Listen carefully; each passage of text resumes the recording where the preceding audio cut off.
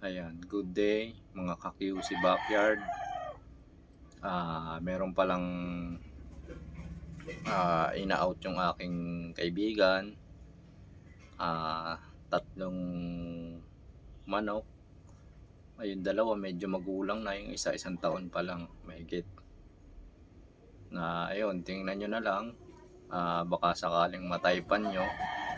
Ayan, pwede nyo po akong tawagan. Tapos sasamahan ko po kayo dun sa aking kaibigan para makita nyo rin yung mga kanyang alaga na abot kaya ang presyo.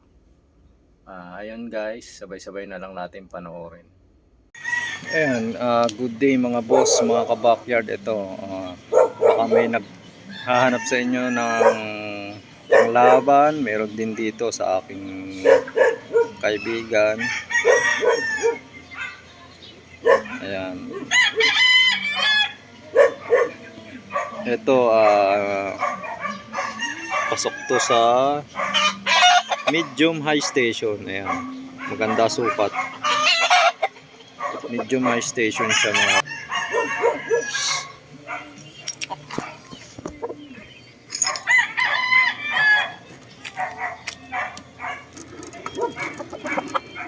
Ayan, para masipat. Ito, mura lang to mga ka-backyard.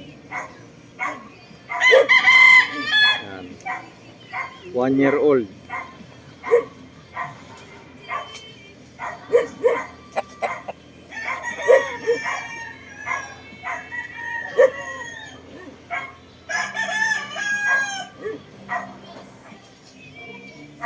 Ayan, ito ay binibenta ng 2.5. Magandang manok. Mapula yung mata. Ayan, magandang katawan. Ayan, sa mga naghahanap ng murang manok, meron po dito.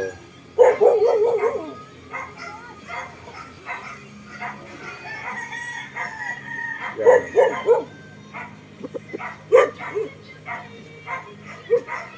Process po siya ng lemon.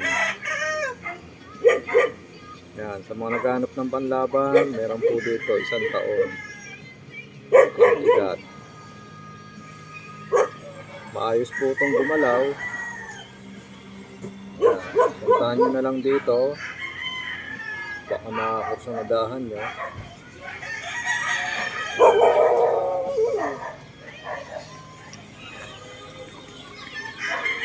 Sana isa do. Edad na yan. Ayan, sa mga naghahanap po ng pang laban, yan, meron po dito. 2 years old na higit. Nagdadalawang sa edad. Magulang na yan. Sa mga gusto ng panlaban ng pogi. Yun pa oh. Yan, mura lang yan.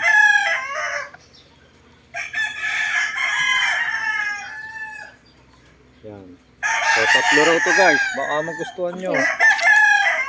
Ito, off color. Maganda katawan ito. Pasok sa high station. Yan, gandang manok. Chocolate ang kulay.